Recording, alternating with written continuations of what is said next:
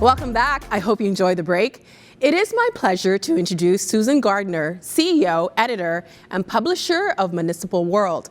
Susan will be here making a special announcement on behalf of Municipal World. In 2019, Municipal World launched a new award to recognize women of influence in local government. And I was excited to be on stage at the AMO conference last year to announce one of our first honorees. This award, of course, celebrates women who have made significant contributions to the field of local government, whether on the administrative or political side of life. It's women who have demonstrated grace under pressure, who have worked collaboratively and lifted up others along the way in pursuit of effecting positive change in their organizations, their communities, and the local government sector more broadly. This year, during AMO's virtual event, I am thrilled for this opportunity to share with you the announcement of our next recipient of the award. It's a woman who has achieved all of these criteria. In her own community, her team is very proud of the many accomplishments and innovations they've implemented under her influence, leadership, and bold vision. She's been a mentor and role model to many, while working shoulder to shoulder with other passionate leaders at every level across the country during her time as the president of AMO and during her current role as the mayor of Innisfil. Please join me in recognizing the contributions of Lynn Dolan as our next woman of influence in local government. Thank you so much, Susan. This is just such an honor. I took the opportunity of reading about some of the other recipients of the award and some of the great achievements that they've had. And I also have the honor of knowing a couple of them and learning from them. So that just makes it even more special to receive this award. Thank you so much to Municipal World.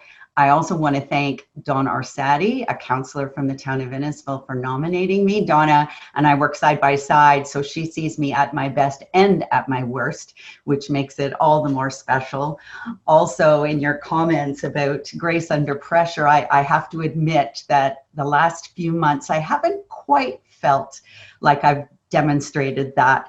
But during this COVID time, I'm very pleased to receive this virtually, and I look forward to the day when we can see each other again in person. For all of you who have helped me along the way, thank you. I've learned from so many incredible women in this industry, and also everybody, thank you for your passion for local government. We are where it's at. We make the biggest difference in everyone's lives, and your passion is what makes our communities great. Thank you so much, Susan. Congratulations again. It's an honor well deserved.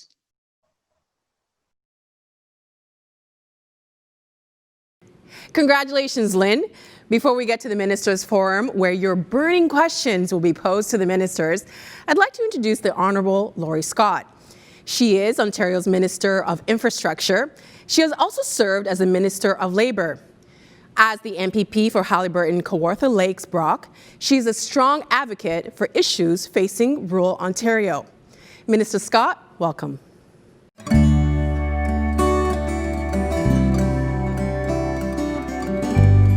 Hello everyone. I'm very pleased to have the chance to address you all virtually today. But did you ever think we'd be where we are now, speaking to each other via technology and not in person? Pulling together by actually keeping our distance from each other, staying safe so we can come back as strong as possible from the impacts of the COVID-19 pandemic.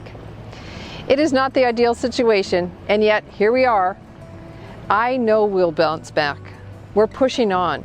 We're working to keep Ontarians safe, and we're investing in your communities. We're going to keep putting our best foot forward and get through this together. Before I talk about how we, as a government, are moving forward, I'd like to talk a bit about the path we've taken to get here. In the last 2 years or so, we've worked to understand the issues that are important to your communities. We've worked to improve planning, to ensure we are investing in the infrastructure you need when you need it in an efficient way that lets us do the most good. And we've kept the momentum going for all work done by our agency, Infrastructure Ontario. so we can ensure the success of major projects built and maintained through our public-private partnership model. Late last year, by introducing our Unsolicited Proposal Framework, USP, we cleared a path for industry to share proposals that we, as a government, might not otherwise have developed on our own.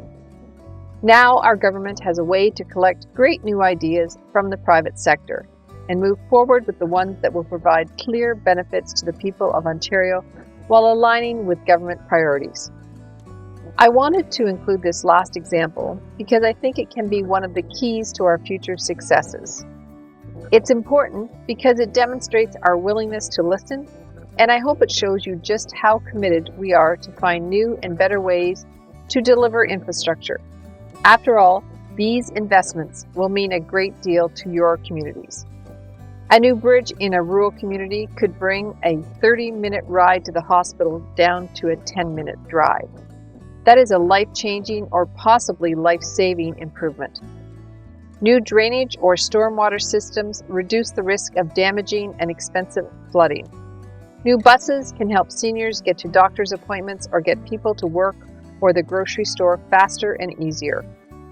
And an investment in a renovated or new wastewater treatment plant can mean safer and better services in a town or region. As part of our commitment to keep Ontarians safe, last month our government announced a new innovative accelerated build pilot program that will support the construction of 2 new long-term care homes in a matter of months, not years. Infrastructure Ontario is working with Trillium Health Partners to manage the day-to-day construction oversight, monitor commissioning, and provide timely status reporting on progress. Through this pilot, the province plans to add up to 640 new long-term care beds by 2021. Over the next 5 years, we are investing $1.75 billion in long-term care homes. These are all just a few examples of investments in infrastructure that can foster healthier, safer communities while creating new jobs. That's why we're pushing ahead with investments to build priority infrastructure in our municipalities. It's also why I asked many conference attendees late last year to get your shovels ready. I can tell you that you're certainly going to need them this year. And with that, I'm now saying, get those shovels in the ground. We are building and improving transit, roads and bridges, recreational facilities, cultural centers, and local water infrastructure through the Investing in Canada Infrastructure Program with $10.2 billion in funding. We've announced funding for almost all of the projects from 2 of the 4 funding streams in ISIP, the Rural and Northern Stream and the Public Transit Stream. Later this year, we plan to roll out the other 2 streams, the Green Stream and Community, Culture and Recreation Stream. We continue to support rural and northern regions through the Ontario Community Infrastructure Fund. In January, Premier Doug Ford and I announced a $200 million investment through this fund to help 424 small, rural and northern communities build and repair critical local infrastructure, including roads, bridges, water and wastewater infrastructure. I continue to champion our government's efforts to strengthen Ontario's communities. Of course, front and center in the push to strengthen communities is increasing and improving broadband and cellular access. I know this is top of mind for all of us. Our government understands that people across Ontario need reliable broadband to work, learn, and connect with friends and family. Too many people in our province lack reliable internet or cellular access, or don't have any connectivity at all. This digital divide has been brought to the forefront by the pandemic. I have heard firsthand about people's frustrations, families' struggle to work and study effectively from home. I expect this rings true for many of you. I live in rural Eastern Ontario, so I know this is true. We have been working on it, but there is much more to be done. Last month, we announced the Improving Connectivity for Ontario program known as ICON, a $150 million provincial broadband program that will leverage up to $500 million for broadband investment expansion into underserved and unserved communities. This will take place in 2 stages over the next 2 years. The project submission intake is going on now. This program is part of the $315 million program that the Premier and I announced last July. In addition, both the Southwestern Integrated Fibre Technology Broadband Program and the Eastern Ontario Regional Network are in the process of expanding connectivity in those parts, the southwest and eastern parts of the province. We have also invested in targeted projects in the north, including a project with the Matawa First Nation in the past year. Is it enough? No. Will we do more? Yes. We're taking steps to move us forward in connecting Ontarians. Education Minister Lecce and I have called on the 3 federal ministers responsible for infrastructure and broadband funding to properly fund broadband for our students, parents, and teachers to support at-home learning and to connect all schools.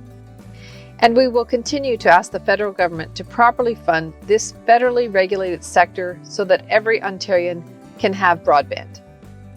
After all, the COVID-19 pandemic has magnified the need to the point that broadband and cellular access have become critical community infrastructure. Improving this access, having thousands of people working from home across Ontario today, is historic. Ultimately, the bridging of the digital divide here could be viewed in the rearview mirror as a transformational cross-generational moment on par with the electrification of Ontario about 110 years ago. But it will take shovels in the ground. The need is great. The infrastructure deficit is great. But we will be working with our great municipal and federal partners to get us there. We'll keep putting our best foot forward. We're not going to hesitate. We haven't stopped pushing forward when investing in P3 projects to enable GO expansion, LRT construction, and the building of new hospitals and other public infrastructure projects. This is a good thing. The government is still committed to this ambitious pipeline and to moving forward with major infrastructure projects. We remain firmly committed to using the P3 model to make those projects a reality and to create jobs. As you know, the recent spring 2020 P3 market update lists a total of 37 P3 projects, including 17 civil, such as transit, subways, and highways, 16 healthcare, 3 community safety, and 1 children's treatment center. The spring update represents more than $60 billion in civil, healthcare, and community safety projects across Ontario. This is a testament to the strength of Ontario's unique P3 model and our government's commitment to these critical infrastructure projects. Our work is not on pause. We haven't hesitated. We're not just talking about it. What Ontario needs is action, and we know where we need to go. The last few months have not been easy, but we continue to work together to make historic investments across the province. We've undertaken an extensive rollout to help Ontario's municipalities complete projects. And as we continue to put our best foot forward on infrastructure planning, we're doing what we need to do so you can get those shovels in the ground.